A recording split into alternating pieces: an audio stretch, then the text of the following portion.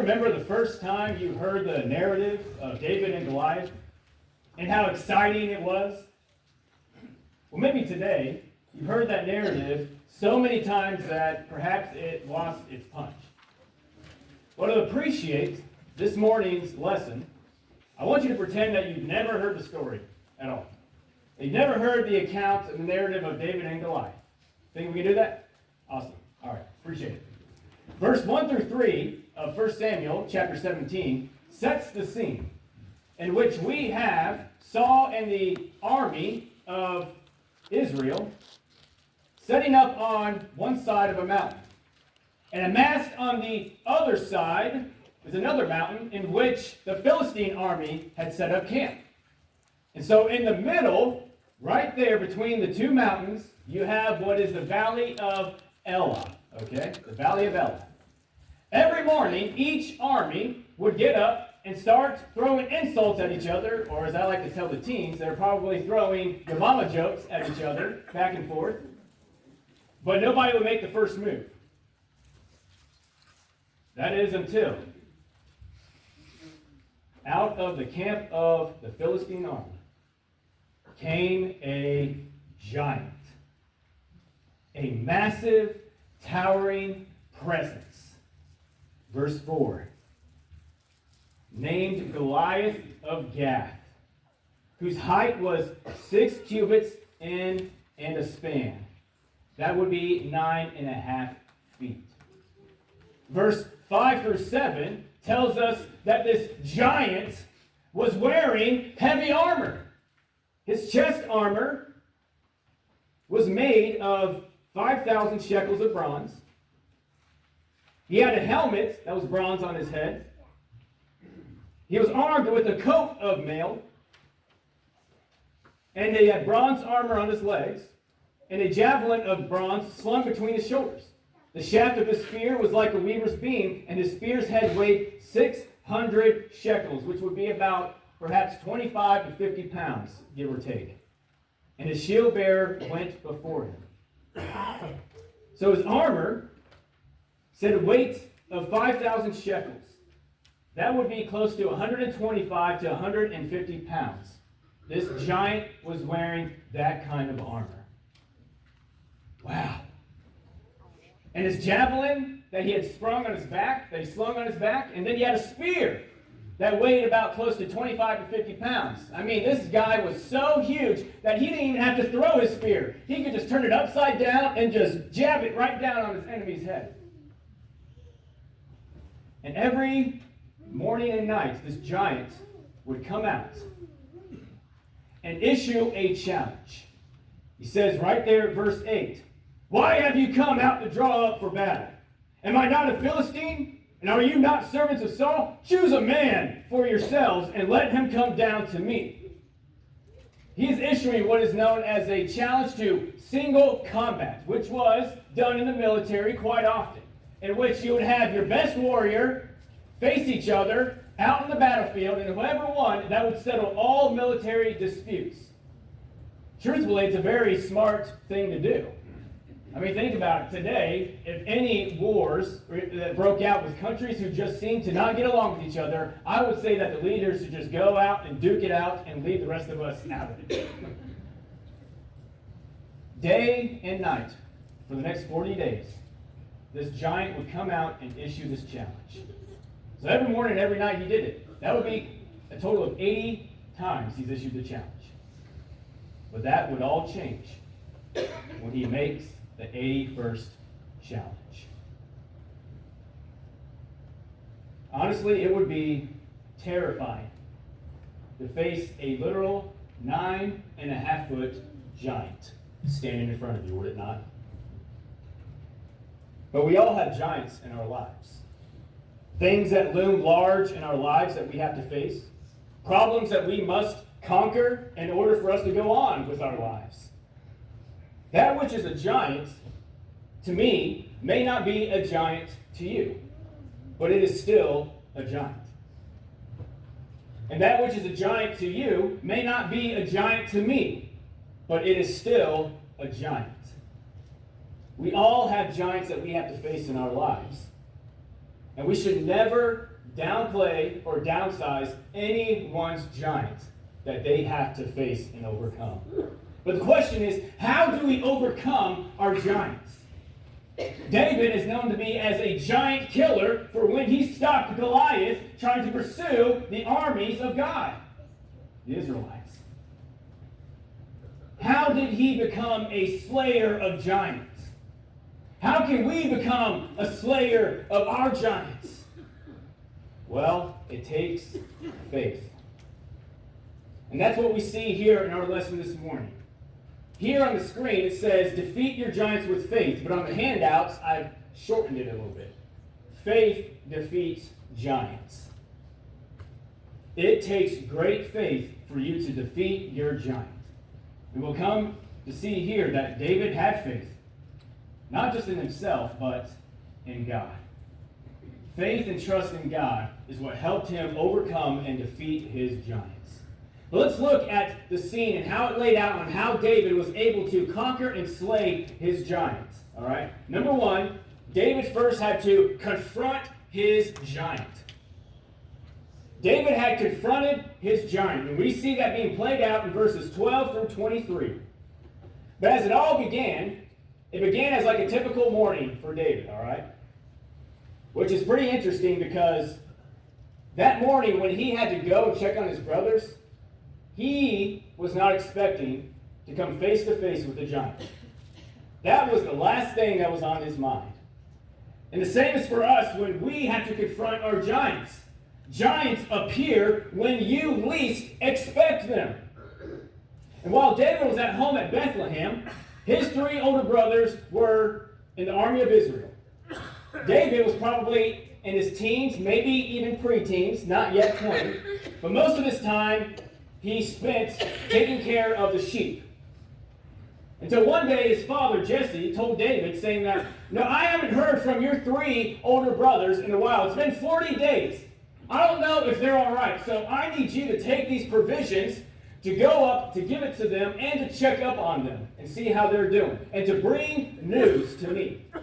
That phrase right there in verse 18, the phrase news of them, to bring to me news of them, is literally translated in the Hebrew text as their pledge. And the King James translates it accurately. And it may refer to something tangible that David could bring back as proof to show to his dad that his brothers were all right. But as David headed to the valley of Elah the next morning, I'm sure that the furthermost thing from his mind was fighting the giant. That morning had dawned like any other.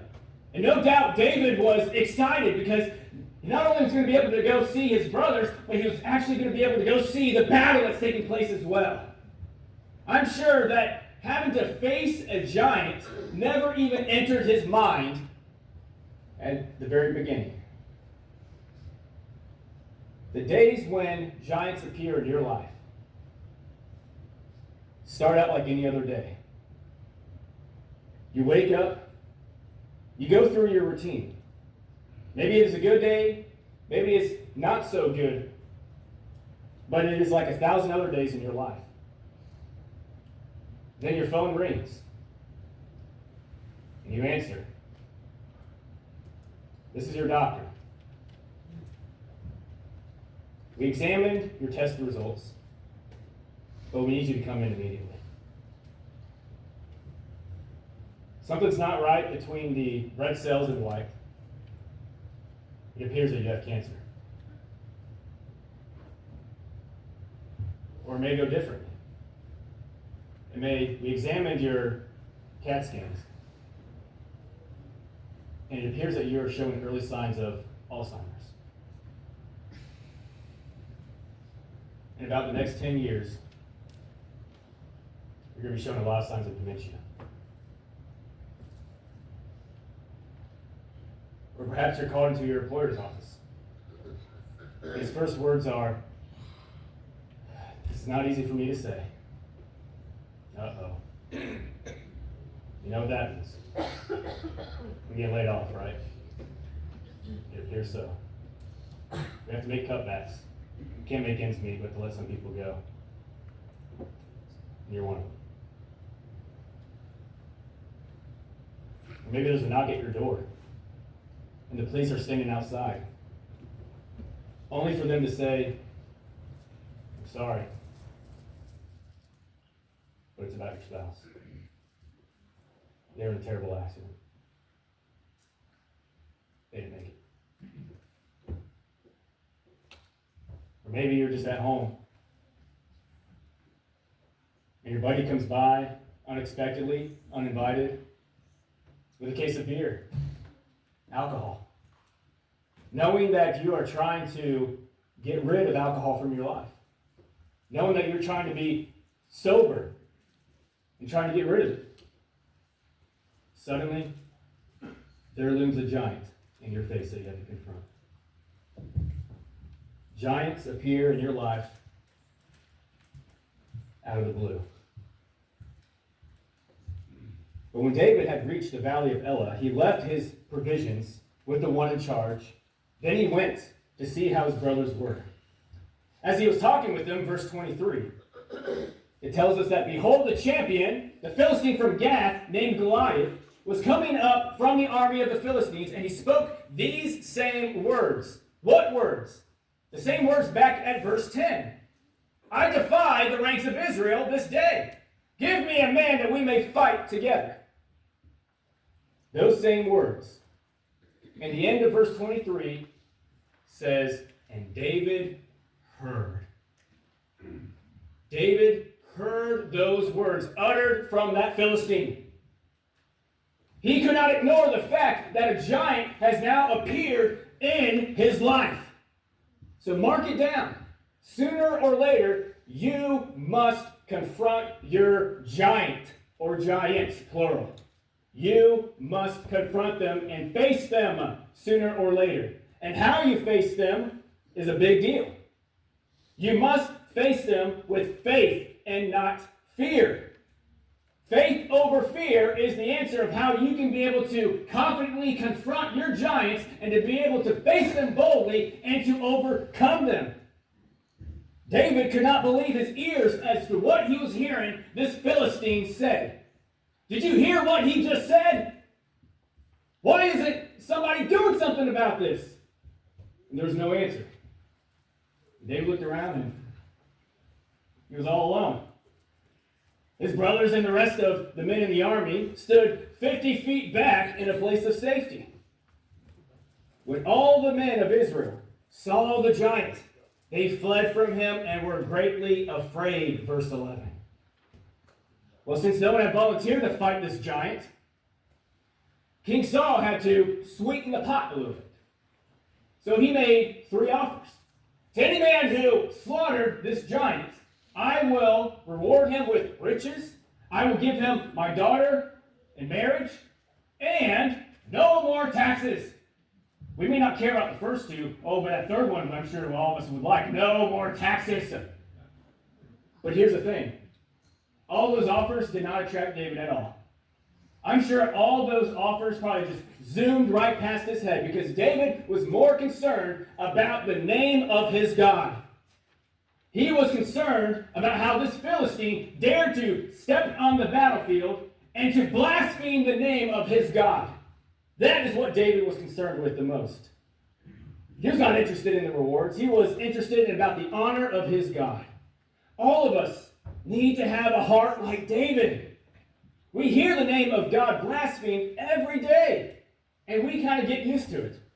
We become hardened and think nothing of it. But David became angry. They were insulting his God. Why isn't someone doing something about this? David was probably proclaiming.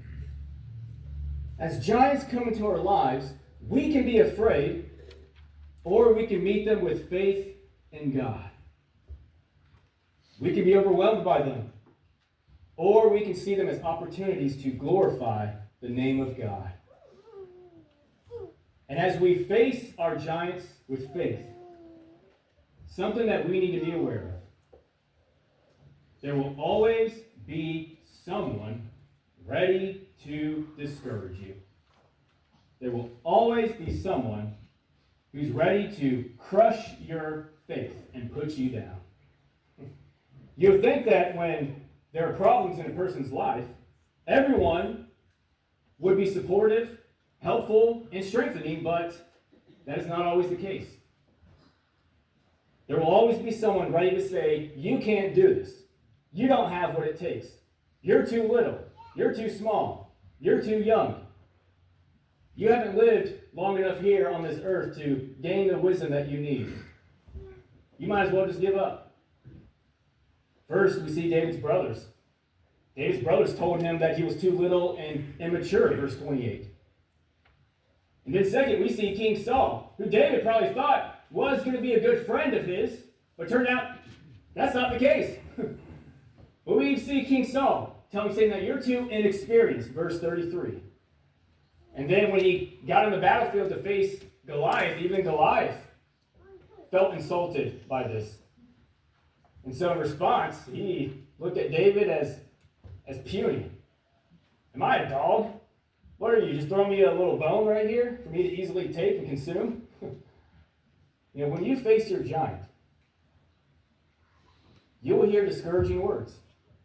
There will always be someone there to try to put you down, to crush your faith. And sadly, some of those people may be from your own family members, like David. It may be someone who you thought was your friend, like King Saul. Or maybe someone who just does not like you, like Goliath. Prepare your mind for them. And do not be surprised if people say, you can't do it. Because that's what people threw at David. But David showed that he can do it. Why? Because David had confidence in the Lord. He didn't have confidence in himself. He had confidence in God. If you think that, okay, I'll wait until the problem arises in my life, and then I'll face it. Well, if you do that, then you'll probably end up like Goliath, flat on your back. You must prepare before you meet your giants. And one reason why David had so much confidence in God is because God had prepared him for this giant. He had prepared him for this giant in three ways. Through his training. For David explains in verse 34 through 39 about how your servant David has killed both a lion and a bear. And this uncircumcised Philistine will be like one of them. David had prepared to face Goliath first by facing smaller giants, like a lion and a bear, as he took care of the sheep. As he spoke of killing the lions and the bears, note to whom he gave the credit in verse 37. He says, it was the Lord who has delivered me. David believed in God. This is the victory that has overcome the world. Your faith. 1 John chapter 5, verse 4. Your preparation to meet life has to come from within. For greater is he that is within you than he that is in the world. 1 John chapter 4, verse 4. You prepare for the big giants in your life by first facing the little giants. You prepare for major problems by not ignoring the little problems of your life, but by facing them squarely and dealing with them with the help of God. Now, our problem is that we remember what we should forget and forget what we should remember. We remember our failures and we forget the victories that God has given us. Why is that? Now, if instead of dwelling on the past defeats, and we start dwelling on how God has continually helped us to deal with our problems, we will be ready when giants walk uninvited into our lives. David had confidence in what he knew he could do, that which had stood the test in the past. Because God had prepared him by giving those little giants, like a lion and a bear, to prepare him for this massive, big giant that he was about to face. We also see that God prepared him with tools as well. Verse 40 tells us that he took his staff, 5 smooth stones, and the sling was in his hand. Now, David's sling was a leather pouch with a long leather thong tied on each side. To use the sling, you would put the rock right there in the middle of the pouch. You would hold both of the thongs, and then you start whirling it around. And then when you're ready, got enough momentum and speed, you release by letting go of one of the thongs and to let the rock fly. Now, there have been many I should say, that have developed an incredible accuracy with these things. Because I've tried it before and it's not easy. But Brother Roy Lanier, told a story about a time when he went to Palestine. This was back in, I think when he shared this was like 1998 when he went. And during his trip there, he saw a small young goat herder who was there, and he, in fact, had one of those little slings. And so he approached the young lad and said, "You hit this thing right here, and it's a big tree." And so the lad put a rock in, started twirling it around, until it all became a big blur. And then you let it go, and that rock flew, and it sunk in between the trunk of the fig tree. There are some, like David, who have developed such an incredible accuracy with these, I guess you might call them fickle instruments. But when he came to the brook in the middle of the valley, he chose 5 smooth stones. And of course, as David stepped forward with confidence, it was not simply because of his training and his tools. He was primarily confident because of his trust in God. Verse 40 and 41 draws a sharp contrast between the two combatants. It says, his sling was in his hand, and he approached the Philistine. Then the Philistine came on and approached David with the shield bearer in front of him. And when the giant saw David, he was insulted. Look at what he says in verse 42 and 43. And when the Philistine looked and saw David, he disdained him, for he was but a youth, ruddy and handsome in appearance. Maybe he was a little bit jealous, because Goliath wasn't much to look at. I don't know. And the Philistine said to David, "Am I a dog that you come to me with sticks?" And the Philistine cursed David by his gods. Ooh, now Goliath made a major mistake here when he ridiculed and insulted David's God and was making a vow for his own gods, because he made a major mistake, because he now turned what was a military encounter into a spiritual contest. It was now God versus gods. Gods with a lowercase g. But instead of terrifying David, however, Goliath's threat called forth one of the greatest expressions of faith that we have recorded in the Bible. Look at what David says in verse 45 through 47. And David said to the Philistine, "You come to me with a sword and with a spear and with a javelin, but I come to you in the name of the Lord of hosts, the God of the armies of Israel, whom you have defied. This day the Lord will deliver you into my hands, and I will strike you down and cut off your head.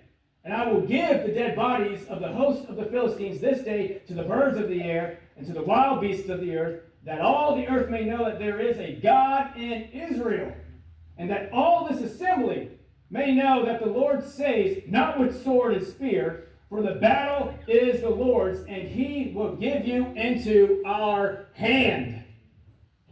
The battle is the Lord's. If you have not underlined that passage, you need to right now. Because David lived by a simple principle. He had nothing to prove, nothing to lose. He was not trying to impress anybody. He was not trying to impress Saul's daughter. He wasn't trying to impress all the other ladies. He wasn't trying to impress the other armies. No. He was just standing up for God. He wanted all to know that there is a God in heaven and that the victory belongs to him. Now, I have suggested that you need to prepare yourself for the challenges that life may bring. At some point in your life, however, you will turn a corner and encounter a giant so huge, so massive, that all of your training will be deficient. All of your tools will be inadequate. When that happens, it is then important to remember the battle is the Lord's. He has given you his armor.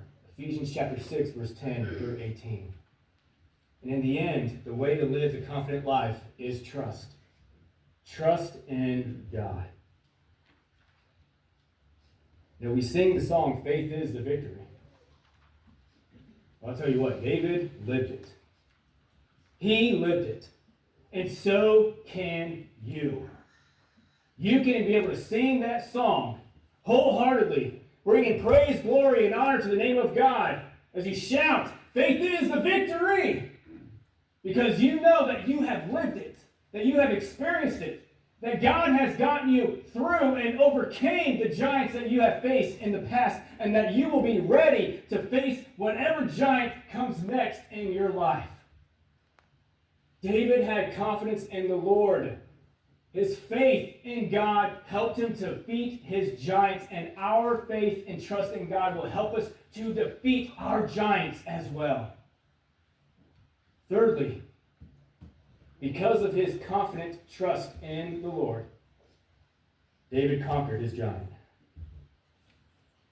I love this next part. Because we see here, verse 48, that when the Philistine arose and came and drew near to meet David, David ran quickly toward the battle line to meet the Philistine. David had conquered his giant because God provided the victory. And once David had picked out his 5 smooth stones, he did not hesitate. He ran. He ran to meet and to face his giants right there on the battlefield. As he got there, David reached into his shepherd bag, felt around for the biggest rock, pulled it out, put it in his pouch, and started to whirl the sling around. And the sling began to buzz. Then it started to roar.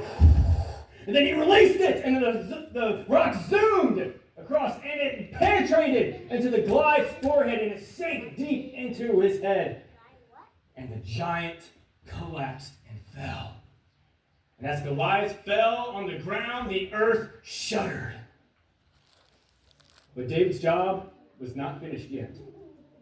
The giant might only be stunned. So again, verse 51, David ran towards the body on the ground. He had no sword, so he took Goliath's sword. Excuse me, sir. I don't have a sword. May I take your sword so I can cut off your head? Oh, thanks. And with the mighty whack, the grisly task was done. This dramatic victory teaches us that victory ultimately is not dependent on size or physical prowess, but on our relationship with God. Let us never forget it. The victory also teaches that when you have a giant to fight, do not put it off. Like David, run towards the giants and face it with faith. Every day you put off facing a challenge, or you put off facing that giant is only going to grow 3 feet higher. You know, Numbers chapter 13, verse 25 through 33, we read about how the 12 spies went into Canaanite, the land, to spy out the land. And they came back and reported, and with the exception of Caleb and Joshua, they were afraid because there were giants in the land that were massive and strong. And they were afraid, and they didn't want to fight them. But Caleb and Joshua were like David and said, hey, with the Lord on our side, who can stop us? We got these. And that's how David believed, and that's how he thought. He knew that God was on his side, and that Goliath was going to be delivered into his hand. Man, talk about strong faith and trust. Every day that passes, when you put off facing that giant or that challenge, it will be harder and harder to solve that problem. Face your giant with God's help and face them at once. Run towards the giant and face it. But here's also what we find interesting. God provides more victories. Because one victory will lead to several more other victories. Throughout David's life, one victory had prepared him for the next. His victories over lions and bears prepared him for this moment, and his victory against Goliath were only to prepare him for 4 more giants that he would face. We'll get on that here in a moment. But I can imagine the scene, okay? I can imagine the scene that after David had finished off Goliath, he looks up at the Philistine army. Their eyes are about like this big. The shield bearer at this point had dropped the shield, and he had a head start, and he took off. And David reaches into his pocket, in his bag, puts in another rock, and says, "Got any more giants? I have 4 more stones left." But notice how David's act of courage was also an act of, I would say, that made it contagious. It was a contagious act for the people of Israel as well. Because after the Philistines saw that their champion had fallen to the ground, was defeated, they fled. And then the armies of Israel started to pursue them. They're all running down the mountainside saying, "Hey, give me a giant. I want one too." And they prevailed and defeated the Philistines. David's example encouraged his fellow Israelites. And sure enough, David and his men would get a giant later on. Turn over to 2 Samuel real quickly, chapter 21. 2 Samuel chapter 21.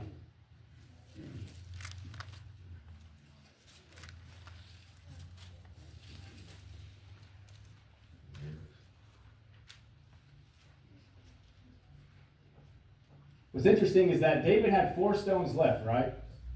Some writers have suggested that those 4 stones signified that he was going to face 4 more literal giants later on. I think that's stretching the text a little bit. We don't know that for sure. But it's fine. I find it very interesting because he does face 4 more literal giants who are known to be as Goliath's descendants or brothers. 2 Samuel chapter 21, beginning at verse 15, says, "And there was war again between the Philistines and Israel. And David went down together with his servants, and they fought against the Philistines. And David grew weary. And Ishbai Benob, one of the descendants of the giants, whose spear weighed 300 shekels of bronze, and who was armed with a new sword, fought to kill David. But Abishai, the son of Zeruiah, came to his aid and attacked the Philistine and killed him. Then David's men swore to him, 'You shall no longer go out with us to battle, lest you quench the lamp of Israel.' After this, there was again war with the Philistines at Gob. Then Sibbecai, the Hushathite, struck down Saiph, who was one of the descendants of the giants. And there was war again with the Philistines at Gob. And Elhanan, the son of Jerah or Gim, the Bethlehemite, struck down Goliath the Gittite, the shaft of whose spear was like a weaver's beam. And there was again war at Gath, where there was a man of great stature who had 6 fingers on each hand and 6 toes on each foot, 24 in number. And he also was descended from the giants. And when he taunted Israel, Jonathan, the son of Shimei, David's brother, struck him down. These 4 were descended from the giants in Gath, and they fell by the hand of David and by the hand of his servants." Some people didn't know that David fought more than one literal giant. 5 literal giants he conquered. The first one, it was him and God. But the last 4, he wasn't alone. Even his own men, by the example that David gave when he conquered Goliath, they too were able to conquer literal giants. They were able to become giant slayers. Slayers of giants. Every time God gives you the victory, I want you to engrave the details of that wondrous event on your heart. David eventually brought Goliath's head in Jerusalem, but he kept Goliath's armor. Why he didn't keep it at home? Maybe perhaps his mom didn't want a severed head on the mantle. I don't know. But he kept the armor, though. And every night when David snuggled down into his bed, he could look over at that armor and say, "God gave me the victory. The battle is the Lord's." Morning and evening, day in and day out, he had a reminder that when you stay with God, you have the victory. God does not want you to waste a single victory. He says, don't forget it. Nothing will give you more strength in future battles. You conquered one giant in your life, you can conquer another giant in your life. These giants that you faced in the past are to prepare you for bigger giants that you may have to face in the coming future. But don't worry. Don't be afraid. God got you through the previous giants. He'll get you through this bigger one. Because the battle is the Lord's. He will give you the victory. So face your giants, whatever they may be. Face your giants with faith and trust in the Almighty Lord. Faith defeats giants. When David stepped into the battlefield, Saul and his army were not with him. His brothers were not with him. He was all alone. Except for his God. To face giants, you need God. And every giant that every person has to face that's walking the length and breadth of this earth is what I call the giant of sin. Sin, when it entered our life, separated us from God. Isaiah chapter 59, verse 1 through 3. But thanks be to God in heaven. He provided us a plan, a way out of sin. Through offering his only begotten Son, Jesus Christ, to come to this earth and to die on that cross so that you and I can have hope of eternal life, to reconcile and restore that relationship between us and him. And Jesus says that if you have faith in God, John 8:24, you then will repent of your sins, change your lifestyle, change your attitude, turn your life completely around, Acts 17, verse 30. And with that faith, you will then have enough trust and confidence in God to confess him as your Lord, Master, and ruler of your life, to confess your faith in Jesus Christ, his Son, and to be baptized and have your sins washed away so that you too may walk in newness of life, to be saved, to be reunited in a right relationship with God. Everyone has to face and overcome that giant. Have you faced the giant of sin yet? Have you overcome it by obeying the gospel plan of salvation that God has laid out for us through his Son, Jesus Christ? If not, I encourage you to please do so today. If you want to study and learn more about it, please come talk to me or our elders afterwards, and we would love to have studies with you. Maybe you're already a child of God. Maybe you are facing or fighting this giant that's going on in your life right now, and you desperately need prayers of the church. You have that opportunity to come to the invitation, to ask prayers for strength from your brothers and sisters in Christ. Maybe you had to face the giant of temptation and you failed, and you sinned against God, and you need to make things right with him. Well, the invitation's here for you as well, to make things right, to overcome that giant by confessing that sin and asking for God's forgiveness. Whatever need that you have, face your giant with faith and trust in God. Together as we stand, as we sing.